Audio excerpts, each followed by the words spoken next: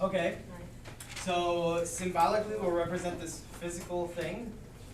There are 4 times the number of bags plus 8 coins, 17 coins on the other side, minus 8, right? I'm going to take 8 things away from this side and 8 things away from that side. Okay, and so 4x equals 9. So that would be like, if I take 1, 2, 3, 4, 5, 6, 7, 8 off of there, 1, 2, 3, 4, 5, 6, 7, 8. That side, 4x equals 9. Divide both sides by 4. Now it's a little harder to show.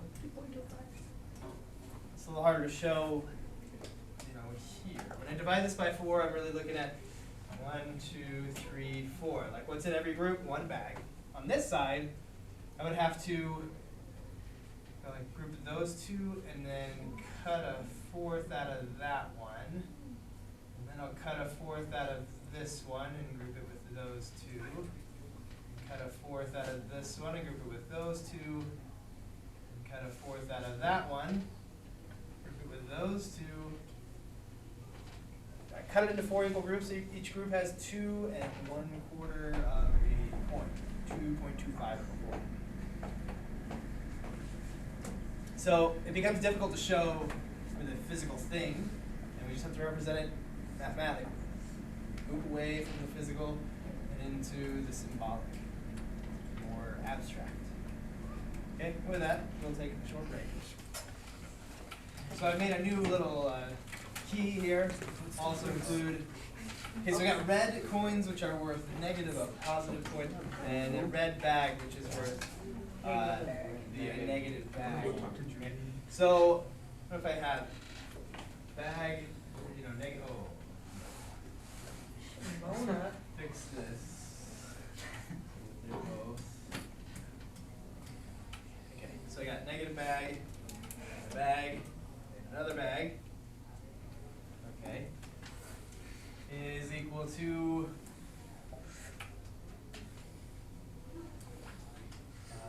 2 coin or 3 coin. Yeah.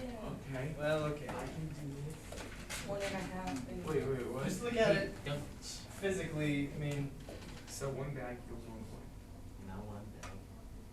Oh, dude, that's a negative. Three That, coins. Oh, what's a negative. that's a negative bag. Okay. I think I got this.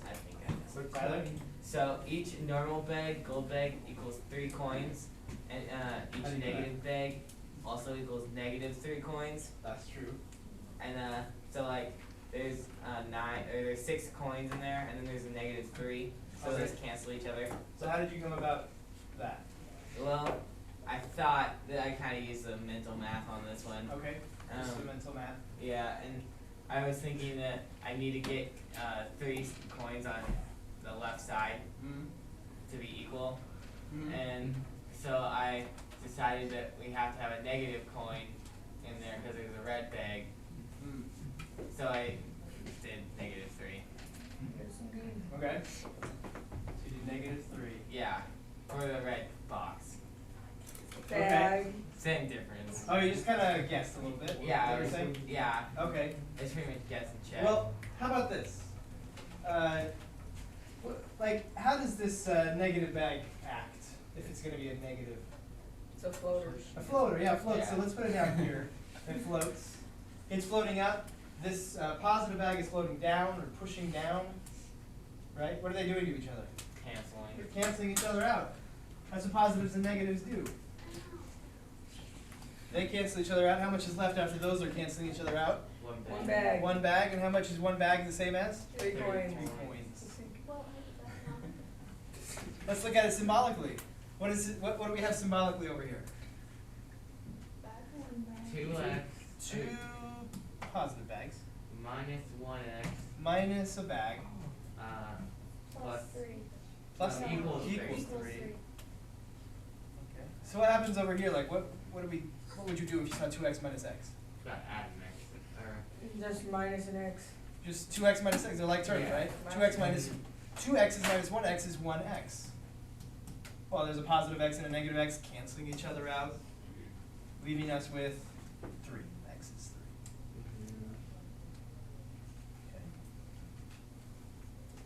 let's see.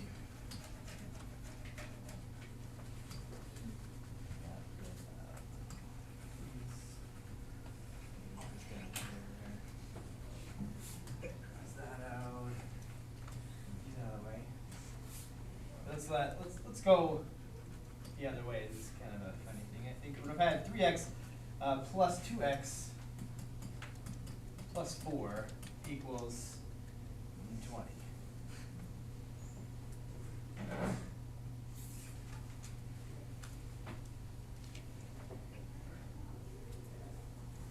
Okay. What would that look like if we just put bags and coins on one side or the other? Yeah? You would have to put 5 bags. You automatically just say 5, right? Not 3 and 2. Yeah, 5. 3 bags and 2 bags? Yeah. 5 bags. So Yeah. you've already done this. Already added the X. 5x, Yeah.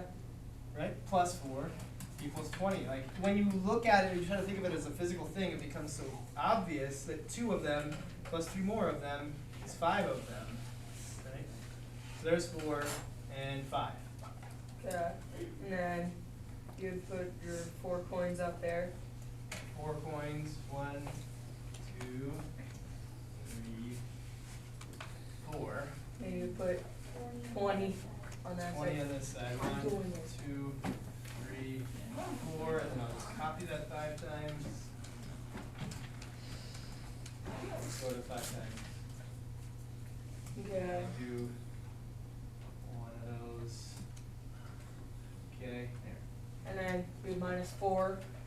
Minus, we're taking 4 Yeah. away from each side. Yep. 1, 2, 3, 4. 1, 2, 3, 4. So that's minus 4 on both sides. 5x equals 16. Yeah, and then 16 divided by 5 and 5 divided by 5. Forget about trying to divide these coins into 5 equal groups. Feels a little bit crazy. But it's okay, we can divide both sides by 5. X is 3.2. 16 fifths. Don't Three- shy away from fractions, this is fine. 16 fifths is fine. It Okay, would be 3.2 like a decimal. 3.2 is a decimal.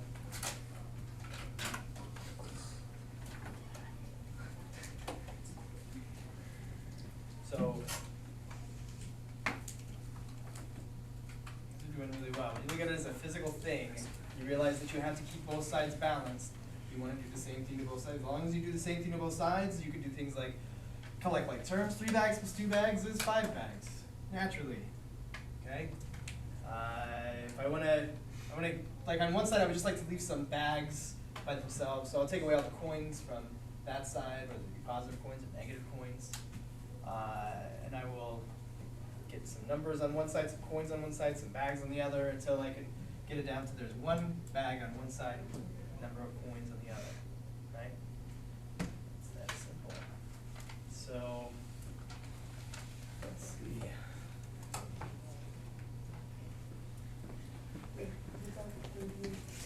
Let's go ahead and here. Now let's try a more abstract thing. You know that what you're trying to do is get 1 bag by itself, right? 1 entire whole bag by itself. So what if x over 2.5 plus 3 equals 14? You can just see this as like part of a bag, right?